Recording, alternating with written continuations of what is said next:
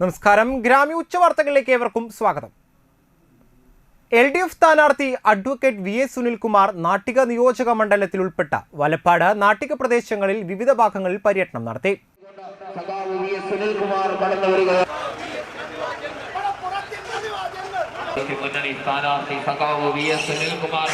പാർലമെന്റിനകത്ത് പ്രതിനിധിക്കുന്നതിന് വേണ്ടി സഖാവ് VS സുനിൽകുമാറിനെ വമ്പിച്ച ഭൂരിപക്ഷത്തിൽ വിജയിപ്പിക്കണമെന്ന് ഒരിക്കൽ കൂടി അഭ്യർത്ഥിച്ചുകൊണ്ട് നമ്മുടെ സംസ്ഥാനത്തെ MLA ആയിരുന്ന ഏറ്റവും മികച്ച പ്രവർത്തനം നടത്തി കേരളത്തിന്റെ കൃഷി വകുപ്പ് മന്ത്രി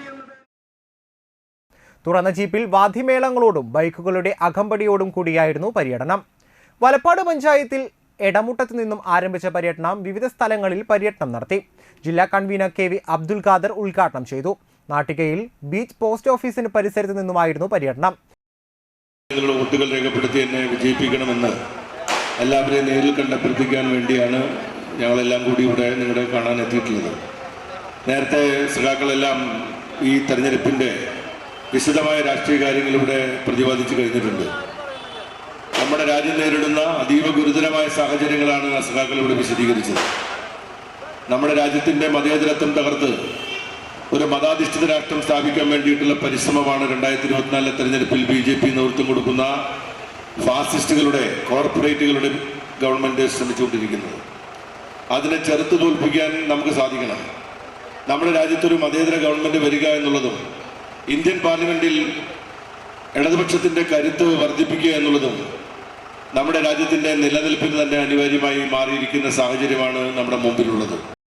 വിവിധ സ്ഥലങ്ങളിൽ നടത്തിയ പര്യടനത്തിന് സ്ഥാനാർത്ഥിയോടൊപ്പം LDF നേതാക്കളായ CC Mukundan MLA, PR Varghese master, advocate TR Ramesh Kumar, Sheela Vijayakumar, M Swarnalatha, MA Haris Babu, UK Gopalan, AS Dinakaran, KP Sandeep, VR Babu, MR Dineshan, Shinitha Ashiq, KB Hamsa, PSP Naseer തുടങ്ങിയവർ ഉണ്ടായിരുന്നു.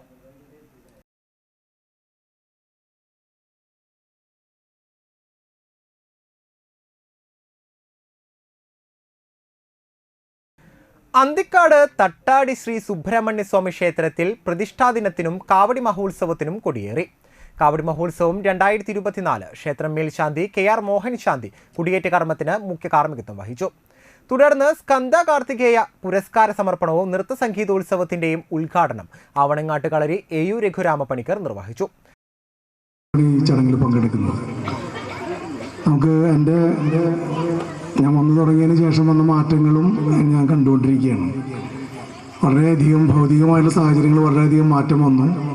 ഒരു ക്ഷേത്രത്തിനെ സംബന്ധിച്ചിടത്തോളം അതിൻ്റെ മാറ്റങ്ങൾ നമ്മൾ കാണുന്ന ക്ഷേത്രത്തിൻ്റെ ആരാധനാമൂർത്തിയുടെ ചൈതന്യവർദ്ധനവും അതുപോലെ തന്നെ ക്ഷേത്രത്തിൻ്റെ ഭൗതിക സൗകര്യങ്ങളിലുള്ള വർധനവൊക്കെയാണ്. അത് വളരെ ഭംഗിയായിട്ട് ഓരോ വർഷം കഴിയുന്തോറും ഏറ്റവും നല്ല രീതിയിൽ അത് ചെയ്തുകൊണ്ടിരിക്കുകയാണ്.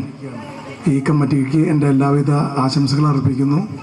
ഒരുപാട് സംസാരിക്കാൻ പാടില്ല എന്നറിയാം, കാരണം കുട്ടികളുടെ പരിപാടികൾ ഒരുപാടുണ്ട്, സമയത്തിനും ലിമിറ്റുണ്ട്, 10 മണിക്കുള്ളിൽ പരിപാടികൾ അവസാനിപ്പിക്കണമെന്നറിയാം. അതുകൊണ്ട് തന്നെ ഒരുപാട് സംസാരിക്കുന്നില്ല.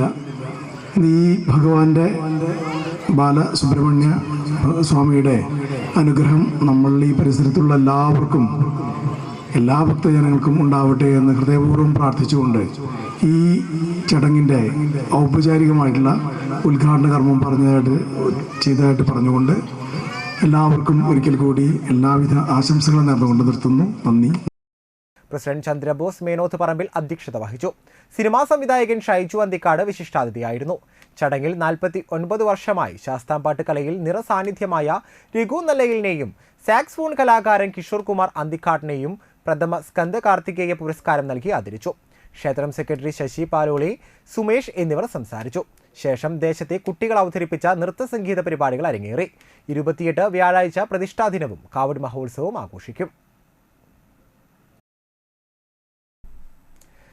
തീരദേശത്ത് സ്വകാര്യ ബസ്സുകളുടെ ഗ്ലാസുകൾ തകർത്ത നിലയിൽ. നാട്ടിക ബീച്ചിൽ ആഘോഷിന്റെ ഉടമസ്ഥതയുള്ള ബസ്സുകൾക്കും വാടാനപ്പള്ളിയിലെ തിരുവോണം ടൂറിസ്റ്റ് ബസ്സിനുമാണ് കല്ലേർ ആക്രമണം ഉണ്ടായത്. പോലീസിൽ പരാതി നൽകി.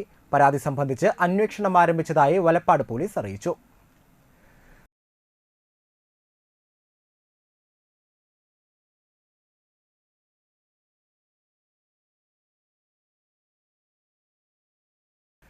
കാരമുക്ക് ശ്രീനാരായണ ഗുപ്ത സമാജം ഭരണസമിതിയിലേക്ക് തിരഞ്ഞെടുക്കപ്പെട്ടവരുടെ സത്യപ്രതിജ്ഞാ ചടങ്ങ് ശ്രീനാരായണ ഗുരു ദീപപ്രതിഷ്ഠ നടത്തിയ ശ്രീ ചിദംബരം ക്ഷേത്രത്തിൽ സന്നിധിയിൽ നടന്നു.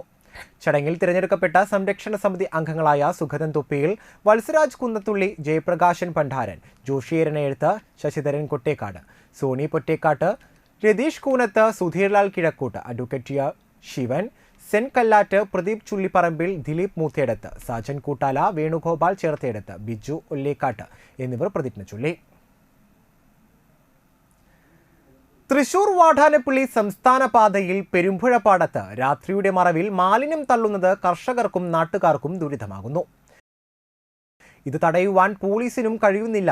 ഇവിടെ കുറ്റകൃത്യങ്ങൾ നിരീക്ഷിക്കുവാൻ അന്തിക്കാട് പോലീസ് സ്ഥാപിച്ച നിരീക്ഷണ ക്യാമറയും നോക്കുകുത്തിയായിട്ട് നാളുകളായി. കാഞ്ഞാണി ജംഗ്ഷനിൽ ജനമൈത്രി ഫൗണ്ടേഷൻ സ്ഥാപിച്ച ക്യാമറകൾ കാണാൻ പോലുമില്ല. ഉള്ളവ പ്രവർത്തനരഹിതവുമാണ്. മണലൂർ അന്തിക്കാട് പഞ്ചായത്തുകളുടെ ഭരണത്തിന് കീഴിലാണ് പെരുമ്പുഴ പാലവും പ്രദേശവും. മദ്യക്കുപ്പികളും ഇതര മാലിന്യങ്ങളും ഇവിടെ കൊണ്ടു തള്ളുന്നതും പതിവായിരിക്കുകയാണ്. 3 വർഷങ്ങൾക്ക് മുൻപ് പുതുക്കിപ്പണിത പെരുമ്പുഴ പാലത്തിന്റെ കൈവരികളും തകർന്ന നിലയിലാണ്. ഇവിടെ ക്യാമറ സ്ഥാപിച്ചതിലും കൃത്യതയില്ലാത്ത നിലയിലാണ്. ക്യാമറ ഒരറ്റത്താണ് സ്ഥാപിച്ചിട്ടുള്ളത്. മാറ്റി മധ്യഭാഗത്തേക്കാക്കിയാൽ കൂടുതൽ നിരീക്ഷണത്തിന് സൗകര്യമാകും. എങ്കിൽ മാത്രമേ കുറ്റകൃത്യം ഫലപ്രദമായി നേരിടാൻ കഴിയൂവെന്ന് ജനങ്ങൾ പറയുന്നു.